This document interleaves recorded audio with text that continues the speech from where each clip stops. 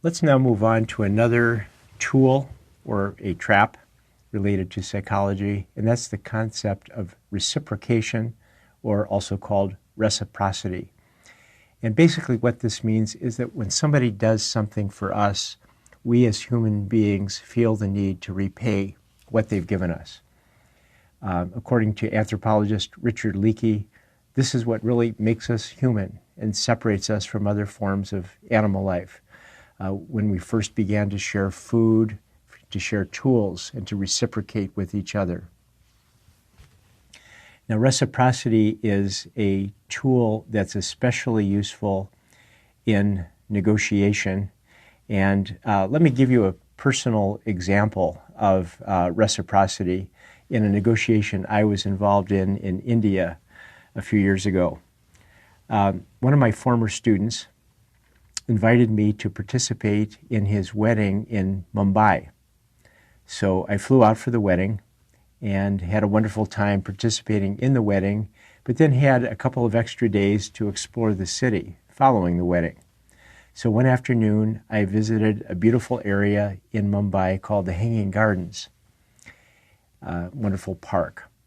And as I approached the Hanging Gardens, a young girl who looked like she was probably 7 or 8 years old and perhaps lived on the street walked up to me and offered to sell me a fan made out of peacock feathers. I said, absolutely not interested. So I then started to walk into the park, and as I walked into the park, she followed me, and as she followed me, she described various features of the park. She described the vegetation, the topiary, some buildings, the history of the park. In effect, she gave me a wonderful guided tour. Guess what I walked out of the park holding? A peacock fan. She may have been young, she may have lived on the street, but she was very smart, and she understood that if she did something good for me, I would feel the need to reciprocate. This is something that's very useful in negotiation where there are many issues involved and where, for example, there's an issue that's important to the other side that maybe is less important to you. When you give in on that issue, then often they will feel the need to reciprocate and give in on another issue that's more important to you. So in trading off issues, reciprocity plays an important role. Let's now move on to the next tool or trap, which is called the contrast principle, which basically means that things look different when presented in sequence than when they do when presented in isolation. And let me give you another personal example of the contrast principle. When I bought my first house, I asked a real estate agent to show me some properties. So she first took me to a house that was probably the ugliest house I've ever seen. It was very run down, needed a lot of work, and it had a huge price. And I said, absolutely not interested. Then she took me to a second property that was an attractive house, but still very run down, needed a lot of work, and had a huge price. Said, not interested. Then she took me to a third property. This one was very attractive, very well maintained, and had a huge price. I said, I'll take it. Now, what had she done? Well, she used the contrast principle. She realized that that third house was going to look a lot different after I looked at the other two. It was going to look a lot different in contrast to the other two. In fact, realtors often call these properties, the first two properties, setup properties. They're setting me up for the third property, which looks different in contrast. Had she taken me to the third property first, I probably would have said, absolutely not interested, the price is way too high. But in contrast to the other two, it looked like a good deal. Let me read you a letter that has been on the internet for a number of years. It's a very touching story. It's a letter from a college student to her parents. And this is the way the letter reads. Dear Mom and Dad, it has been 3 months since I left for college. I'm very sorry for my thoughtlessness in not having written before.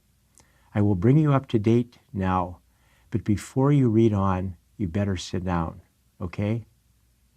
I'm getting along pretty well now. The skull fracture and the concussion I got when I jumped out of my apartment window when it caught fire shortly after my arrival is pretty well healed now. I only spent 2 weeks in the hospital, and now I can see almost normally and only get those sick headaches once a day.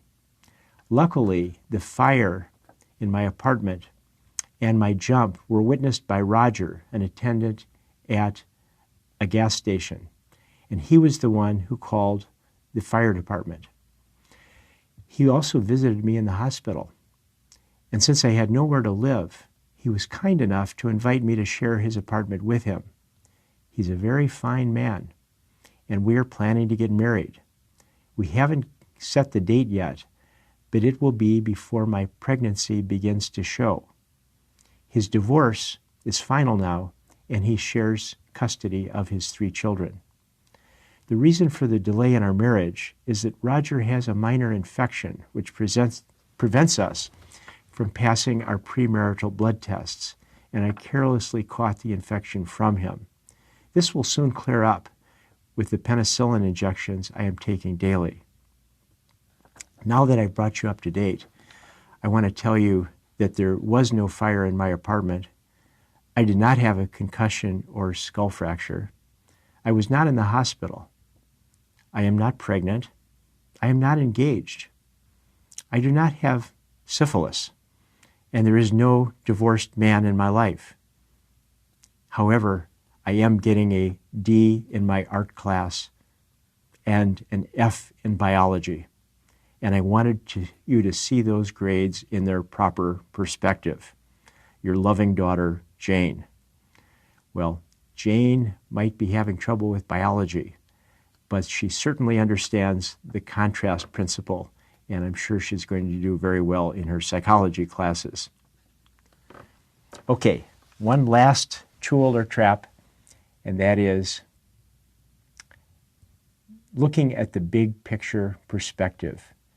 Very important in any negotiation not to get lost in the details. What I'd like you to do now is to hit pause and go to this website and watch this YouTube video. What you're going to see is a scene something like this. You're going to see 2 basketball teams, one team wearing white shirts and the other team wearing black shirts. Each team has a basketball, and they're passing the ball to their other team members. What I'd like you to do is to count the number of passes made by the team members wearing white shirts. This takes a lot of concentration to try to get an accurate count. This only takes, I'm not sure, maybe 15 seconds. So please stop, go to this website, watch the video, and see if you can answer the question correctly. How many passes made by the team members wearing white shirts? And what you'll find out when you finish is an illustration of the importance of not getting lost in the details and taking a look at the big picture. This was very well put recently by a lawyer. She's actually a Canadian lawyer working for the International Air Transport Association. When you negotiate, you need to always keep in mind the big picture of what your client wants to achieve and always come back to it to avoid the trap of being lost in the details. Well, this concludes our look at a number of psychological tools and traps. And as I suggested at the beginning, I recommend that you keep this checklist close at hand. Like Charlie Munger, who advises Warren Buffett, You might want to stuff it into your pocket, and whenever you're faced with a question, a dilemma, a challenge during negotiation, or maybe even when making financial decisions or leadership decisions, pull it out of your pocket to test your judgment. This concludes our look at the unit on negotiation.